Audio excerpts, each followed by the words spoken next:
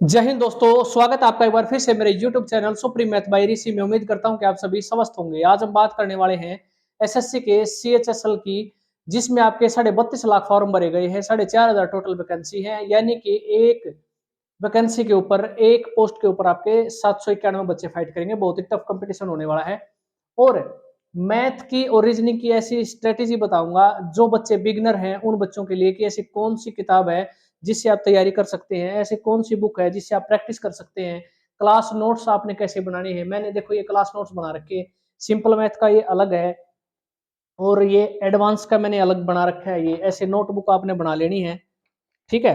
ये देखो, ये सिंपल मैथ की अलग बना रखी है, मैंने अर्थमेटिक की एडवांस की है। तो दोनों नोटबुक मैंने अच्छे से तैयार की थी जब मैं तैयारी करता था।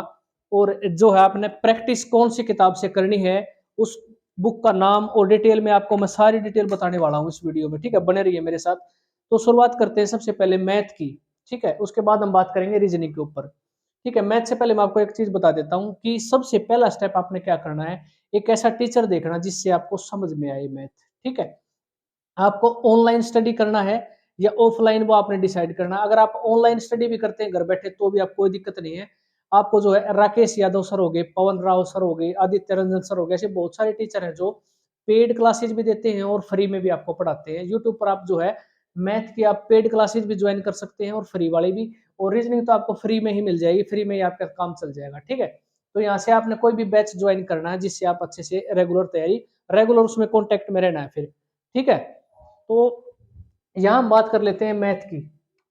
सबसे पहले आपने टीचर देख लिया, भाई मैंने इस टीचर से पढ़ना है, ठीक है, पढ़ना है। उसके बाद क्या है, यहाँ पर मैथ की बताता हूं मैं। देखो, ये होता है आपका अर्थमेटिक, ये होता है आपका एडवांस मैथ। एडवांस मैथ में आपके 4 टॉपिक आते हैं, ट्रिग्नोमेट्री, ज्योमेट्री, अलजेब्रा और मेंसुरेशन, ठीक है। यहाँ से आप बात करेंगे तो सबसे पहला परसेंटेज का टॉपिक होता है आपका अर्थमेटिक का। ये आपका रीढ़ की हड्डी होती है, बगैर परसेंटेज के आप मैथ की कल्पना भी नहीं कर सकते।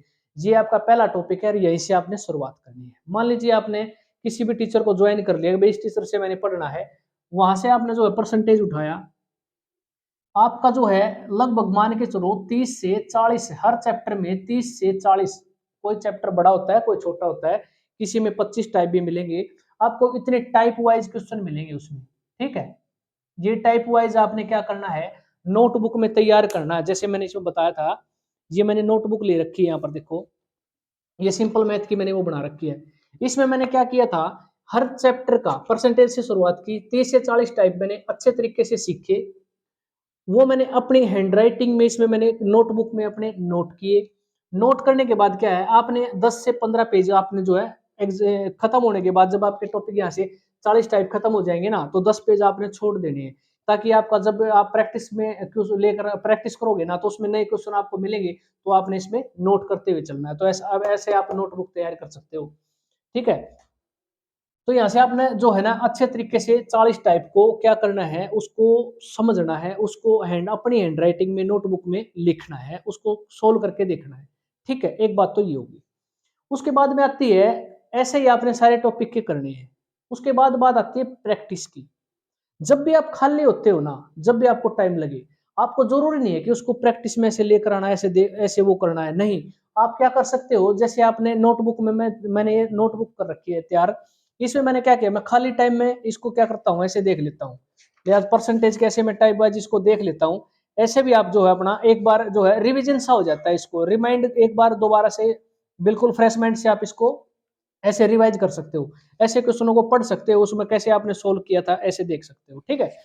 उसके बाद करते हैं बात हम प्रैक्टिस की। सबसे मोस्ट इंपॉर्टेंट जो आपका पार्ट रहता है वो रहता है आपका प्रैक्टिस का। Practice makes a man perfect, ठीक है। इसमें क्या है, आपने प्रैक्टिस करनी है जबरदस्त वाली। प्रैक्टिस के लिए आपने क्या करना है, प्रीवियस ईयर क्वेश्चन पेपर उठाने हैं और उसकी आपने डेली प्रैक्टिस करनी है, ठीक है।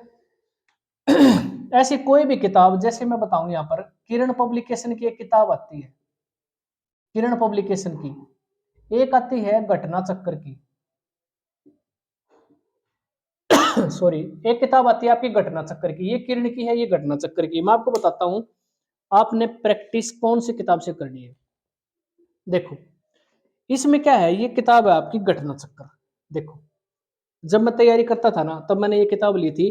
1999 से लेकर आपके 2014, ठीक है, 2016 तक आपके जो है इसमें जितने भी अध्यायवार विभागीय हल प्रश्न पत्र अर्थमेटिक, ये अर्थमेटिक की इसमें सारे के सारे टोटल जो है कि जितने भी क्वेश्चन एसएससी द्वारा पूछे गए ना, चाहे वो एसएससी का सीजीएल है, चाहे वो क्या बोलते हैं सीएचएसएल है, चाहे वो एमटीएस है, ठीक है, कोई भी एग्जाम है, सारे के सारे इसमें क्वेश्चन जो भी पूछे गए हैं चैप्टर वाइज दे रखे हैं। ये खास बात है इसमें, हर चैप्टर में जैसे मानकर चलो, जैसे इसमें लगा लिया संख्या पद्धति, प्रश्नों की संख्या 272, यानी कि 272 क्वेश्चन है, जितने भी पूछे गए थे सारे के सारे संख्या पद्धति में इसमें है। इसके बाद हम बात करें लाभ और हानि, प्रॉफिट एंड लॉस, 305 क्वेश्चन है टोटल, मतलब जितने भी क्वेश्चन पूछे गए ना सारे चैप्टर वाइज दे रखे हैं। खास बात ये है जितने भी क्वेश्चन है, ठीक है, इसमें सॉल्यूशन जो दे रखा है वो थोड़ा सा ट्रेडिशनल मेथड से दे रखा है, लेकिन आपने ये नहीं करना है, इसमें जो सॉल्यूशन दे रखा है ना उसको नहीं देखना है, आपने सॉल्यूशन देखना जिस टीचर से आप पढ़ रहे हो, जो आपको समझ में आ रहा है उस मेथड से आपने अपने क्वेश्चन को सोल्व करना है, इसमें जो गिवन है उसको नहीं देखना है, ठीक है। ये आपका था किरण पब्लिकेशन, और एक था आपका ये था घटना चक्कर। किरण पब्लिकेशन की जो बुक आती है ना वो भी ऐसी ही है, इसमें जैसे ये दे रखी तो मैंने दिखाई थी, जो ये घटना चक्कर की किताब थी इसमें भी क्या था, इसमें भी सॉल्यूशन तो आपने इसमें देखना ही नहीं है। तो जो किरण वाली आती है ना, किरण वाली में भी ऐसे ही दे रखे हैं आपके जितने भी हैं अब तक के जितने पूछे गए एग्जाम में क्वेश्चन है सारे के सारे उसमें दे रखे हैं, चैप्टर वाइज दे रखे हैं, परसेंटेज का हो गया, प्रॉफिट लॉस का हो गया, ऐसे करते करते आपके पूरी डिटेल में दे रखे हैं यहाँ पर। ये देखो अगर दिखाई दे रहा है तो देखो ऐसे दे रखे हैं, संख्या पद्धति, सरलीकरण, भिन्न वर्गमूल, घातांक करनी, लघुत्तम समापर, तो सारी डिटेल में दे रखी है। तो ये बहुत ही बेस्ट बुक है आपकी दोनों, ठीक है। मेन चीज क्या है, आपको क्वेश्चन मिलने चाहिए, मेन चीज है आपको क्वेश्चन मिलने चाहिए जो पीछे पूछे गए हैं, प्रीवियस ईयर क्वेश्चन है, किताब वो कोई भी हो सकती है। इनमें क्या है, इसमें ज्यादा से ज्यादा क्वेश्चन किरण वाली में भी और घटना चक्र वाली में ज्यादा से ज्यादा क्वेश्चन दे रखे हैं, इससे आपने प्रैक्टिस करनी है। देखो परसेंटेज के आपने 30 से 40 टाइप के कर लिए, इसको करने के बाद फिर आपने इन दोनों किताबों में से कोई भी लेनी है, अगर दोनों ले ले तो अच्छी बात है, दोनों से भी आप कर सकते हो। तो क्या करना है, आपने घटना चक्र की एक किताब उठाई, इसमें परसेंटेज के आपके 305 क्वेश्चन दे रखे हैं, 350 क्वेश्चन दे रखे हैं। अब इन 350 क्वेश्चनों को करना है आपने, ठीक है। आप अपनी अक्षमता के अनुसार शुरुआत में जो बच्चा बिगिनर है उसके लिए है, जो बच्चा शुरुआत में 20 क्वेश्चन की भी प्रैक्टिस करेगा ना यहाँ से शुरुआत कर सकता है, लेकिन जब आपकी स्पीड बढ़ जाएगी, आपको कॉन्सेप्ट अच्छे से क्लियर हो जाएंगे ना, उसके बाद फिर आप 100 क्वेश्चन पर आ जाओगे, 100 क्वेश्चन की डेली प्रैक्टिस करना शुरू कर दोगे। मोस्ट इंपोर्टेंट क्या है इसमें, आपकी जो कैलकुलेशन भी फास्ट होनी चाहिए, आपको कॉन्सेप्ट भी अच्छे से क्लियर होने चाहिए। कॉन्सेप्ट क्लियर कब होंगे, जब आप 30 से 40 टाइप आप नोटबुक में नोट कर लोगे और उसको लगातार आपको भूलना नहीं है, उसको रिवाइज करने के लिए आपको प्रैक्टिस सेट लगाते रहना है, ठीक है।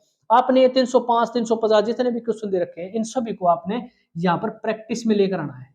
जब आप इस चैप्टर की जैसे मान लीजिए आपने परसेंटेज किया, यहाँ से 40 टाइप आपने कर लिए और उसके बाद आपने प्रैक्टिस भी कर ली, प्रैक्टिस करने के बाद फिर आप मॉक टेस्ट लगा सकते हो, मॉक टेस्ट भी आपने देने हैं। ऐसे ही करते करते आपने profit and loss, time and work, average age, simplification, जितने भी आपके टॉपिक आते हैं क्लियर कर, जो भी आता है उसको अच्छे तरीके से आपने क्लियर करते हुए चलना है।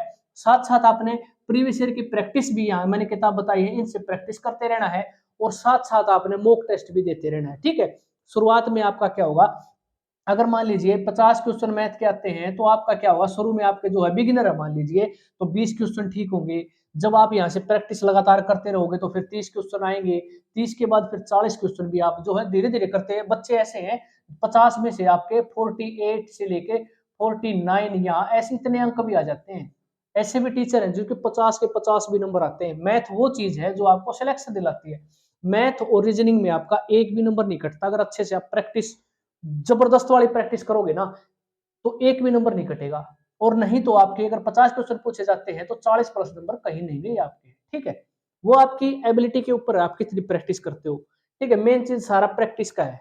तो ऐसे आपने जो है यहाँ से कंसेप्ट तैयार करना है, उस टीचर्स ने जो पढ़ाया है उसको अच्छे से तैयार करना है, नोटबुक में लिखना है, उसके बाद आपने इन किताबों में से प्रैक्टिस करनी है, साथ साथ आपने मॉक टेस्ट देना है। प्रीवियस ईयर जहां से भी आपको मिलता है उस क्वेश्चन को आप सोल्व करोगे तो ये आपका मैथ का क्लियर हो जाएगा, अर्थमेटिक। उसके बाद आपने एडवांस मैथ पर जाना है, ठीक है। एडवांस मैथ में भी ऐसे ही है, टाइप वाइज कंसेप्ट को समझते हुए चलना है। ट्रिग्नोमेट्री, ज्योमेट्री बहुत ही अच्छे लेवल के चैप्टर हैं, बड़े चैप्टर हैं थोड़े से, इनमें थोड़ा टाइम लगता है, धीरे धीरे करते हुए आप जो है, अगर आप कंसेप्ट को क्लियर करते हुए चलोगे ना, अगर आपने कोई दिक्कत आती है किसी प्रकार की, तो आप कमेंट बॉक्स में कमेंट कर देना, आपको जो है रिप्लाई मैं जरूर दूंगा, ठीक है। तो आपने ऐसे तैयारी करते हुए जाना है, और ये आपके सबसे बेस्ट लेवल के होते हैं ये चारों चैप्टर, और सबसे बड़े भी होते हैं, तो इनको आपने स्पेशल ध्यान देना है, ठीक है। सबसे पहले अर्थमेटिक, उसके बाद आपने एडवांस मैथ जो है उस पर ध्यान देना है। तो ऐसे ही आपने इसमें करना है। ट्रिग्नोमेट्री आप सीख जाओगे, ट्रिग्नोमेट्री के कंसेप्ट जितने भी क्लियर होंगे, आपने क्या करना है, ऐसे अलग बुक लगा लेनी है, दिखाता हूं मैं भी आपको।